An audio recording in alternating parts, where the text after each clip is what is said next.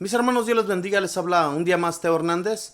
Voy a compartirles un capítulo más de las Sagradas Escrituras, capítulo número 16 de Isaías. Vamos a poner atención, mis hermanos, voy a leer y vamos a abrir el corazón para entender este mensaje. Y lo leo en el nombre del Padre, y del Hijo, y del Espíritu Santo. Amén. Desde Sela, que está en el desierto, lleven corderos al monte de la hija de Sión, al soberano del país. Y como pichones asustados que han echado de su nido, andan las hijas de Moab por los vados del río Amón. Llamen a consejo, tomen una decisión, extiende tu sombra como la noche contra el ardor del sol. Esconde a los perseguidos, no entregues al que huye. Dales hospedaje a los fugitivos de Moab, ofréceles un asilo frente al saqueador. Cuando se ponga fin a la opresión y termine la devastación, el trono será restablecido. Establece gracias a la bondad. En él se sentará bajo la carpa de David, un gobernante leal, amante del derecho y dispuesto a hacer justicia. Tenemos noticias del orgullo de Moab, de ese orgullo enorme, de su vanidad, soberbia y petulancia, de sus palabras que no llevan a ninguna parte.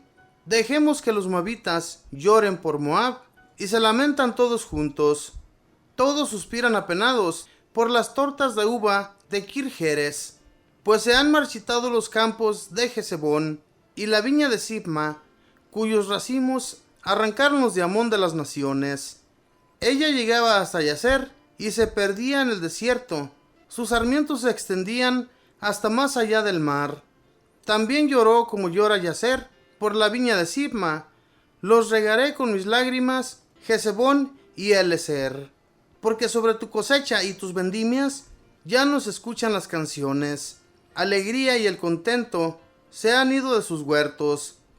Ya no cantan ni aplauden en las viñas, ya no se pisa la uva en el lagar, y se han terminado los cantos. Por eso, mis entrañas se conmueven por Moab como una citara, y mi corazón por Kirjeres. Por más que Moab se canse subiendo los santuarios o entre a su templo a rezar, nada conseguirá con eso. Esta es la sentencia que hace tiempo pronunció Yahvé contra Moab. Y ahora Yahvé declara: dentro de 3 años, los mismos que dura el contrato de un soldado, el famoso poder de Moab, con su gran población, se vendrá abajo y solo quedará una minoría sin importancia. Palabra de Dios. Te alabamos, Señor. De esos moabitas, mis hermanos, ya habían pronunciado el profeta Isaías que le iba a ir mal, que iba a ser devastada por los países que iban a llegar a su país y lo iban a devastar totalmente. Ya había pronunciado el profeta todo eso sobre Moab. Pero entonces estos piden ayuda a los judíos, piden asilo, porque es un país que ha sido devastado y necesitan la ayuda de los judíos. Esto sucede, mis hermanos, cuando a los moabitas se les hablaba de que esto les iba a suceder, ellos no creían, porque se sentían en su gran apogeo, se sentían muy bien, su país estaba tranquilo, su país se sentía totalmente fuerte, sentían ellos que nunca iban a necesitar ayuda de ningún otro país. ¿Por qué? Así somos las gentes también, mis hermanos, cuando nos sentimos fuertes, cuando nos sentimos totalmente con la ayuda y la protección de otros, nos sentimos que nada nos falta y podemos hacer lo que nosotros queramos con nuestra vida. Eso le sucedió a esos moabitas.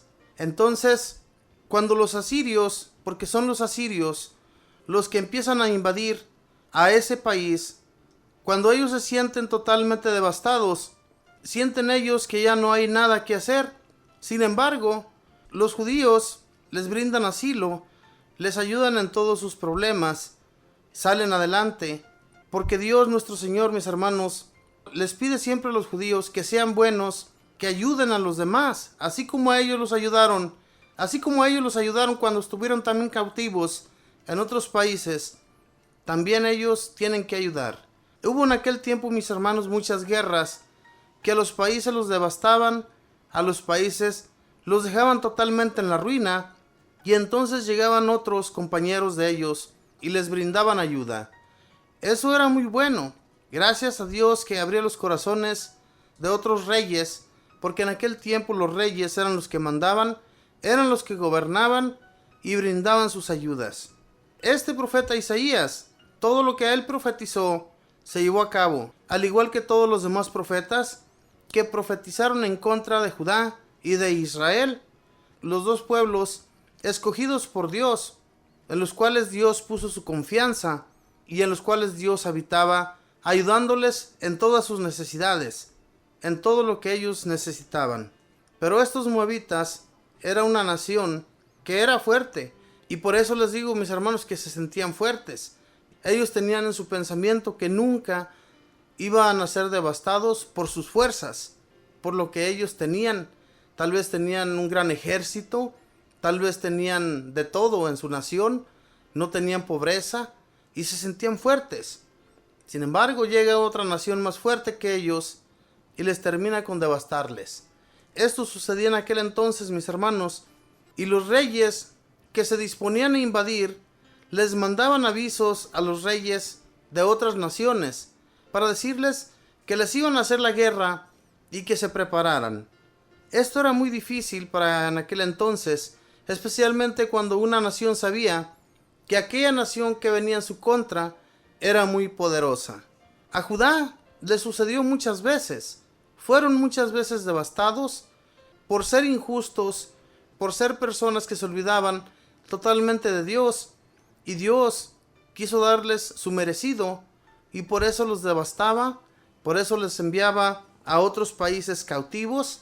Y cuando esto sucedía, mis hermanos, se acercaban de nuevo a Dios y Dios les perdonaba sus pecados, les perdonaba todo lo que ellos habían hecho en su contra.